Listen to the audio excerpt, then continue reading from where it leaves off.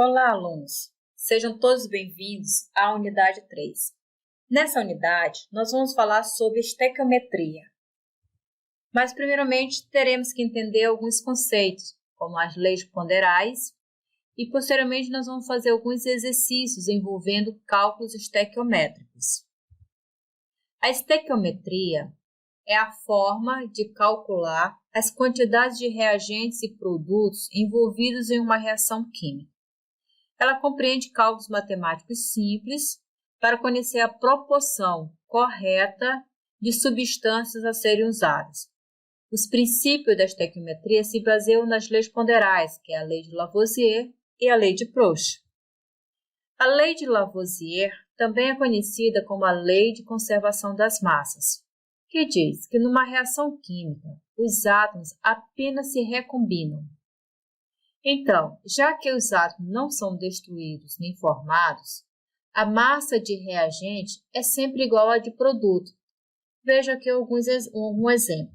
Aqui eu tenho duas moléculas de gás hidrogênio reagindo com uma molécula de gás oxigênio para produzir duas moléculas de água no estado gasoso. Percebo que do lado do reagente eu tenho 4 átomos de hidrogênio e 2 átomos de oxigênio. Do lado do produto, continuo com os 4 átomos de hidrogênio e os 2 átomos de oxigênio. Logo, a massa do lado do reagente, é igual à massa do lado do produto. Então, Lavoisier fez o seguinte enunciado: em uma reação química feita em um recipiente fechado, a soma das massas dos reagentes é igual à soma das massas dos produtos. Atualmente, essa lei é a mais conhecida pelo seguinte enunciado: na natureza, nada se cria, nada se forma, tudo se transforma. Lei de Proust. A lei de Proust também é conhecida como a lei das proporções constantes. A proporção se mantém constante, mesmo que as quantidades de reagentes e produtos sejam alterados. Aqui nós temos 2 moléculas de água, onde sofre a eletrólise, ou seja, uma decomposição, gerando 2 moléculas de gás hidrogênio e uma molécula de gás oxigênio. Percebo que a proporção sempre será essa, de 2 moléculas de água, gerando 2 de gás hidrogênio e uma de oxigênio. Se eu duplicar do lado do reagente, também haverá uma duplicação do lado do produto. Então, se eu aumentar de 2 para 4 moléculas de água, eu vai gerar 4 moléculas de gás hidrogênio e 2 moléculas de gás oxigênio. Então, a proporção se mantém constante, mesmo que as quantidades de reagente e produto sejam alteradas. Os cálculos estequiométricos. Para realizar os cálculos estequiométricos, eu tenho que seguir 5 passos. Primeiro, escrever a equação química para o problema. Balancear a equação química, que é a lei de Lavoisier. Terceiro, identificar as substâncias envolvidas no problema. Quarto, avaliar a equação química. E, por último, armar uma regra de 3, que é a proporção, que tem a ver com a lei de Proust. Veja alguns exemplos. Aqui eu tenho uma relação de mol para mol. O enunciado: calcular o número de mol de amônia produzido na reação de 5 mol de gás nitrogênio com quantidade suficiente de gás hidrogênio. Primeiro passo é montar a equação química. Aqui eu tenho, então, que para cada 1 mol de gás nitrogênio, reage com 3 mol de gás hidrogênio para produzir 2 mol de gás de amônia. O segundo passo é ver a relação estequiométrica e as substâncias que estão sendo envolvidas. Então, a substância que está envolvida no enunciado é a amônia e o gás nitrogênio. E aí ver a relação estequiométrica entre eles. Qual é a relação? Para cada 1 mol de gás nitrogênio, são produzidos 2 mol de gás de amônio. Então, para cada 1 mol de nitrogênio, eu tenho 2 mol de amônio. Se eu tiver 5 mol de gás nitrogênio, quanto de amônia será produzido? X. Então, X será igual a 10. Então, percebo que aqui existe uma proporcionalidade. Para cada 1 mol de gás nitrogênio, são produzidos 2 mol de amônia. Então, é de 1 para 2. Se aqui for 5 mol, logo eu vou ter o dobro, que é 10. Tá? 10 mol de amônia. Um outro exemplo. Qual a quantidade de matéria de álcool etílico que deve reagir para fornecer 12 mol de gás carbônico? Primeiro passo, montar a equação química. Então, eu tenho aqui 1 mol de álcool etílico reage com 3 mol de gás oxigênio para produzir 2 mol de gás carbônico e 3 mol de água.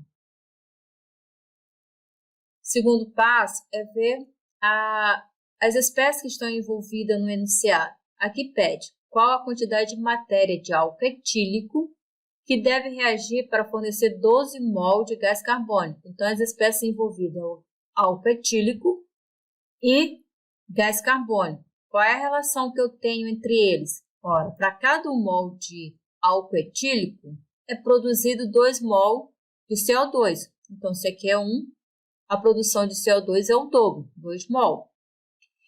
No enunciado, mais uma vez, no enunciado está pedindo o quê? Qual é a quantidade de matéria, ou seja, qual é a quantidade em mol de álcool etílico que deve reagir para fornecer 12 mol de gás carbônico. Então, quanto de álcool etílico é necessário para eu ter 12 mol de CO2?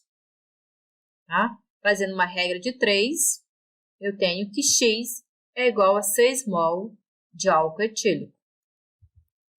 Uma outra probabilidade de enunciado é mol para massa. Então, aqui eu tenho determinar a massa em gramas de amônia produzido na reação de 5 mol de gás nitrogênio com quantidade suficiente de gás hidrogênio. Aqui, entre parênteses, eu tenho a massa molar no átomo de hidrogênio, que é 1 grama por mol, e a massa molar do nitrogênio, que é 14 gramas por mol. Percebo que é o mesmo, parecido com a primeira questão. A diferença é que, em vez de mol, ele está pedindo a massa em grama da amônia. Então, essa é a equação química. Então, eu tenho para cada 1 mol de nitrogênio, reage com 3 mol de gás hidrogênio para produzir 2 mol de amônia. A relação que eu tenho é entre gás nitrogênio e amônia. E a que eu tenho para cada 1 mol de nitrogênio, eu tenho 2 mol de amônia. Certo? Como ele está pedindo em massa de amônia, o que eu devo fazer? Eu devo transformar essa unidade de mol para grama. Como? Conhecendo a massa molar da amônia. Eu sei que para cada 1 mol de amônia, 1 mol de amônia pesa 17 gramas. Mas como são 2 mol, basta pegar 17 e multiplicar por 2, que eu vou encontrar 34. Então, 34 gramas de amônia, né? Para produzir 34 gramas de amônia, é necessário eu ter 1 mol de gás nitrogênio. E se eu tiver 5 mol de gás nitrogênio? Quantas gramas de amônia eu vou ter? Então, a relação estequiométrica é entre esses dois aqui. Então, X, né, será igual a 5 vezes 34, que é igual a 170 gramas de amônia. Então, 5 mol de gás nitrogênio vai produzir 170 gramas de amônia. O outro exercício. Determinar a massa em grama de álcool etílico que deve reagir para fornecer 12 mol de gás carbônico, sabendo que o carbono é 12, o hidrogênio é 1 e o oxigênio é 16. Mais uma vez, monta-se a equação química balanceada. Segundo passo, ver as substâncias que o enunciado está mencionando, que é o álcool etílico e o gás carbônico. fazer a relação entre esses dois. Para cada 1 mol de álcool etílico, eu tenho 2 mol de CO2. Como ele está pedindo em grama, eu tenho que transformar essa unidade em mol para grama. Como? Conhecendo a massa molar do álcool etílico. Então, eu sei que a massa molar do álcool etílico é 46 gramas por mol. Ou seja, para cada 1 mol, eu tenho 46 gramas. Então, 46 gramas de álcool etílico produz 2 mol de CO2. E para produzir 12 mol de CO2, quantas gramas de álcool etílico é necessário? X. Fazendo uma regra de 3, eu tenho que X é igual a 276 gramas de álcool etílico é necessário para produzir 12 mol de CO2. Agora, uma outra relação, massa para massa. Calcular a massa de amônia produzido na reação de 140 gramas de gás nitrogênio com quantidade suficiente de gás hidrogênio. Aqui é conhecido a massa molar da amônia e a massa molar do gás nitrogênio, que é 28 gramas por mol. Essa aqui é a equação química, né? Então, eu tenho 1 mol de gás nitrogênio, reage com 3 mol de gás hidrogênio para produzir 2 mol de amônia. No enunciado, ele faz menção à amônia, que ele quer determinar, e o gás nitrogênio. Logo, eu tenho que pensar só nesses dois. Então, 1 mol de gás nitrogênio produz 2 mol de amônia. E se eu tiver 140 gramas de gás nitrogênio, quantas gramas de amônia será produzido? Né? O primeiro passo é transformar essas unidades. 1 mol de gás nitrogênio pesa 28 gramas, né? E vai produzir 34 gramas de amônia, tá?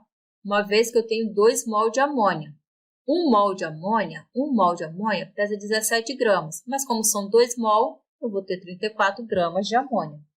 Então, para cada 28 gramas de gás nitrogênio, são produzidos 34 gramas de amônia.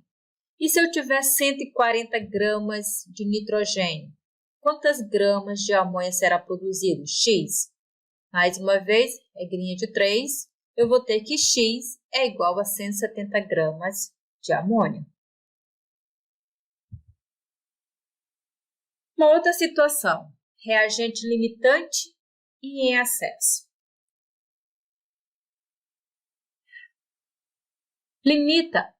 O reagente limitante, ele limita a quantidade de produto formado. O reagente consumido, em primeiro lugar, numa reação química, é designado reagente limitante. Os outros reagentes dizem assim em excesso. Eu costumo muito mencionar esse exemplo. Se eu tiver um quadro de bicicleta, é necessário eu ter 2 pneus para produzir uma bicicleta. A relação que eu tenho é essa. Para cada 1 quadro de bicicleta, é necessário ter 2 pneus para produzir uma bicicleta. Se eu tiver 2 quadros, eu vou ter que ter 4 pneus e produzir 2 bicicletas. Mas se nesse caso eu tiver apenas 1 quadro e 4 pneus, não tem jeito, eu só vou conseguir produzir uma bicicleta. Então, nesse caso, quem está sendo o limitante? O limitante para a produção de bicicleta é o quadro. Então, não adianta eu ter 10 pneus e apenas 1 quadro. Eu vou continuar produzindo apenas uma bicicleta. Então, o limitante aqui é o quadro. E quem está em excesso? O pneu. Tá? Então, quem está em excesso é o pneu. Em quantas quantidades? 2 pneus a mais. O mesmo raciocínio nós teremos com uma reação química. Por exemplo, eu tenho aqui o gás nitrogênio reagindo com 3 mol de gás hidrogênio para produzir 2 mol de amônia. Transformando isso em gramas, eu tenho, então, que 28 gramas de nitrogênio é necessário reagir com 6 gramas de gás hidrogênio para produzir 34 gramas de amônia. Se eu tiver 30 gramas de gás nitrogênio, eu só vou conseguir reagir apenas com 6 gramas de gás hidrogênio e produzir 34 gramas de amônia. Então, o reagente limitante aqui é o gás hidrogênio, tá? Que está em menor quantidade. E quem é o reagente em excesso? O nitrogênio. Eu tenho só 6 gramas de hidrogênio, só vou conseguir reagir com 28 gramas de gás nitrogênio. Não adianta eu ter muito nitrogênio, porque só vai reagir com 28 gramas de gás nitrogênio e vai produzir só 34 gramas de amônia. Vamos para um exemplo. Aqui eu tenho o seguinte enunciado. O silício é utilizado na produção de ligas metálicas, na preparação de silicones, em especial na indústria eletrônica e microeletrônica. É material básico na produção de chips, células solares e outros tipos de circuitos eletrônicos. O silício puro pode ser obtido por meio da reação, onde eu tenho aqui o tetracloreto de silício, reagindo com 2 mol de magnésio, produzindo silício puro, né? E 2 mol de cloreto de magnésio. Considerando a reação entre 510 gramas de tetracloreto de silício e 150 gramas de magnésio, nós vamos determinar o reagente limitante, a massa de silício formada no processo e a massa do reagente em excesso. O primeiro passo é identificar qual dos dois reagentes limita essa reação. Ou seja, eu tenho que fazer a relação estequiométrica entre os reagentes para saber quem é o reagente limitante e quem é que está em excesso. Então, aqui eu tenho a equação química e para eu determinar o reagente limitante, como eu falei, eu tenho que fazer a relação estequiométrica entre os dois reagentes. Então, para cada 1 mol de tetracloreto de silício, é necessário reagir 2 mol de magnésio. Como no enunciado está em grama, tanto o tetracloreto de silício quanto de magnésio, vamos transformar o mol para grama. Como? Utilizando a massa molar dessa substância. Então, eu tenho aqui a massa molar do tetracloreto de silício. É 170 gramas por mol, ou seja, para cada 1 mol pesa 170 gramas. Aqui eu tenho a massa molar do silício, que é 28 gramas por mol. E aqui a massa molar do magnésio, que é igual a 24 gramas por mol. Ou seja, para cada 1 mol vai pesar 24 gramas. Mas veja que no nosso enunciado eu tenho 2 mol. Então, eu vou multiplicar 24 por 2, vai dar 48. Então, transformando mol para grama, eu tenho 170 gramas de tetracloreto de silício requer 48 gramas de magnésio. E se eu tiver 150 gramas de magnésio, quanto de tetracloreto de silício será necessário? Fazendo uma regra de 3, eu tenho que, para consumir 150 gramas de magnésio, é necessário eu ter 531 gramas de tetracloreto de silício. Só que no enunciado eu não tenho esse valor todo, eu só tenho 510 gramas de tetracloreto de silício.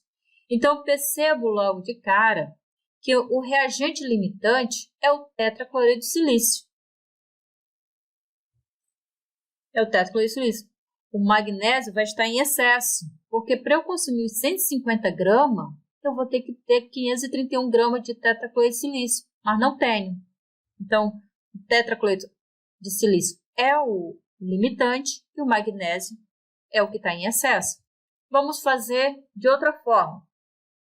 A mesma relação estequiométrica, o mol de tetracloreto de silício, é necessário ter 2 mol de magnésio. Transformando mol para grama, eu tenho, para cada 150 gramas de tetracloreto de silício, é necessário ter 48 gramas de magnésio. Se eu tiver 510 gramas de tetracloreto de silício, quanto de magnésio é necessário? Se eu fizer regra meio pelos extremos, eu tenho que X é igual a 144 gramas de magnésio. Em outras palavras, para eu consumir os 510 gramas de tetracloreto de silício, é necessário eu ter apenas 144 gramas de magnésio, mas, no entanto, eu tenho 150. Então, o magnésio está em excesso. E quem limita a reação é o tetracloreto de silício. É ele que vai limitar a quantidade máxima de silício a ser produzido.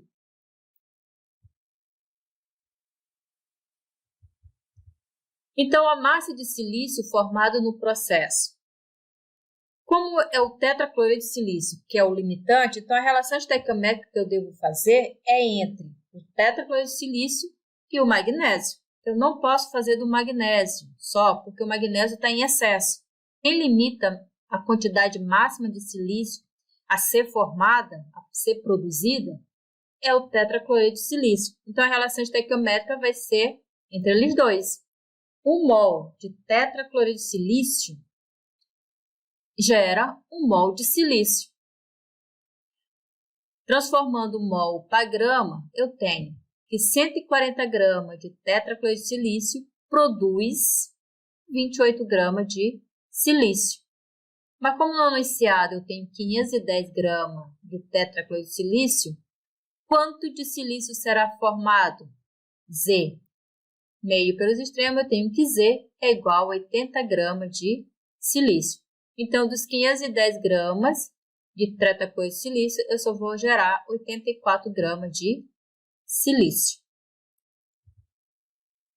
Na letra C, ele pede a massa do reagente em excesso. Então, quanto de magnésio ficou em excesso, né? Para isso, eu tenho que voltar à relação estequiométrica entre o tetracloreto de silício e o magnésio. Tá? Eu tenho, para cada 170 gramas de tetracloreto de silício, é necessário apenas 48 gramas de magnésio. Mas como 510 gramas de tetracloreto de silício, eu vou requerer apenas 144 gramas de magnésio. Só que eu tenho no enunciado 150 gramas de magnésio, mas eu vou consumir apenas 144 gramas de magnésio. Logo, ficou 6 gramas de magnésio em excesso. Reagentes impuros e rendimento de uma reação. Na prática, todos os materiais disponíveis na natureza são misturas de substâncias, ou seja, não são totalmente puros, e isso compromete o rendimento da produção. Por exemplo, nas usinas siderúrgicas, a obtenção do ferro metálico, cuja massa molar é 56 gramas por mol, a partir da hematita, envolve a seguinte equação. Então, eu tenho a hematita, que é o óxido de ferro 3, reagindo com monóxido de carbono para formar ferro metálico, e liberar 3 mol de gás carbônico. E aí ele pede determinar a massa de ferro metálico em gramas obtida quando se faz reagir 200 kg de hematita, que apresenta 20% de impureza. Então, a hematita, ela não é pura, Então, ela tem 20% de impureza. 80% é pureza. Ótimo. Então, como resolver isso? Saber quanto de ferro realmente será produzido, sabendo que a hematita ela tem 20% de impureza. E aí eu tenho um total de 200 kg de hematita. Então, vamos aqui. A nossa equação química é essa. 1 mol de hematita, ou dióxido de ferro 3, ele vai produzir 2 mol de ferro. Então, 1 mol de óxido de ferro 3 vai produzir 2 mol de ferro. 200 kg de hematita, tá? 20% é impureza, ou seja, 80% é o óxido de ferro 3. A massa de ferro metálico em grama, é isso que nós queremos descobrir. Então, primeiro, achar a massa real do óxido de ferro 3 presente nos 200 kg de hematita. A massa pura a pureza, né? A massa pura do óxido de ferro. Então, eu tenho essa relação. 200 kg de hematita é 100% do material que eu tenho. Mas desses 100%, 80% é puro, certo? Então, é a massa real do óxido de ferro 3. Uma regrinha de 3, eu descubro, então, que dos 200 kg de hematita, apenas 160 kg é óxido de ferro 3. Né? Agora sim, sabendo a massa real do óxido de ferro 3, eu posso, então, encontrar a massa de ferro que será produzido. Então, para cada 1 mol de óxido de ferro 3, é formado 2 mol de ferro. Transformando 1 mol para grama, eu tenho essa seguinte relação. Aí aqui eu tenho a massa molar do óxido de ferro 3, que é 160 gramas por mol, ou seja, para cada 1 mol eu tenho 160 gramas. E aqui eu tenho a massa molar do ferro, que é 56 gramas por mol, ou seja, para cada 1 mol eu tenho 56 gramas. Mas como são 2, eu multiplico 2 vezes 56. E aí eu tenho essa outra relação, em gramas. Para cada 160 gramas de óxido de ferro 3, vai ser produzido 112 gramas de ferro. Né? E aí, sabendo que 160 quilos corresponde a 160 mil gramas de óxido de ferro, tá? Por que isso? Porque eu estou trabalhando aqui em grama. Unidade é grama, grama. Tá? Então, tem que ser a unidade debaixo de unidade correta. Então, eu tenho que transformar esse 160, ou eu transformo 160 gramas para quilo, ou eu transformo 1 quilo para grama. É o que eu fiz, tá?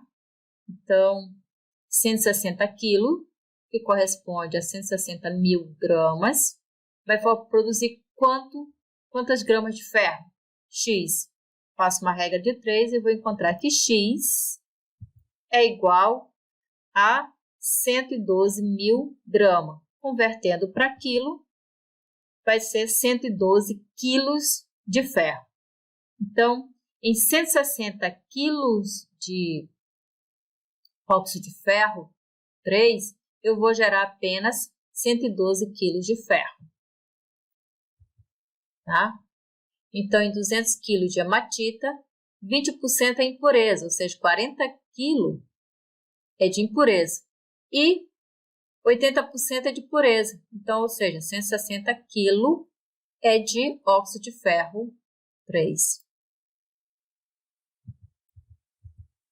Um outro exemplo. O cromo é o metal empregado na produção do aço inox e no revestimento de algumas peças metálicas. Esse metal é produzido por meio da reação a seguir. Então, eu tenho aqui as massas molares do oxigênio, que é 16, e do cromo, que é 52. A equação química é essa. Então, para cada 1 mol de óxido de cromo, reage com 2 mol de alumínio para produzir 2 mol de cromo e 1 mol de óxido de alumínio. Partindo-se de 15,2 gramas de óxido de cromo, e admitindo que este processo tem um rendimento de 75%, qual será a massa, né, produzida de cromo? Então, vamos lá. Mais uma vez, nós temos a equação química, né, e a relação estequiométrica que eu tenho é entre o cromo, o óxido de cromo e o cromo. Então, eu tenho, para cada 1 mol de óxido de cromo, vai ser produzido 2 mol de cromo. Mas como eu estou trabalhando em massa, em grama, eu tenho que transformar esse mol para grama. Então, eu tenho que a massa molar do óxido de cromo é 152 gramas por mol e a massa molar do cromo é 52 gramas por mol. Então, vamos converter mol para grama. Então, eu tenho 152 gramas de óxido de cromo, corresponde a 104 gramas de cromo. Se eu tiver 15,2 gramas de óxido de cromo, vou produzir quanto de cromo? X. Esse X é igual a 10,4 gramas de cromo. Mas um detalhe, no enunciado está dizendo que o processo tem um rendimento de 75%. Ou seja, essa massa que eu acabei de calcular aqui, de 10,4 gramas, seria se eu tivesse 100% de rendimento. Ou seja, os 15,2 gramas rendesse no total 10,4 gramas, 100%. Mas não é verdade. Então, eu tenho um rendimento apenas de 75%. Então, eu vou fazer uma outra regra de 3. 10,4 gramas de cromo seria, né, se fosse 100%, é uma teoria, se fosse 100%. Tá? Mas como o rendimento é só de 75%, então quanto de cromo realmente foi produzido? Né? Faço uma regra de 3 e aí eu encontro que a produção foi apenas só de 7,8 gramas de cromo. Essa é a massa real do cromo gerado a partir de 15,2 gramas de óxido de cromo. Bem, gente, espero que tenham gostado e, mais uma vez, eu peço que vocês dêem uma lida no material, no fascículo, tá bom? Repitam os slides, né, o vídeo, caso tenha dúvida, e também procure a mim e aos tutores para tirar mais dúvidas. E faça os exercícios que estão lá na apostila. Muito obrigado, até uma próxima.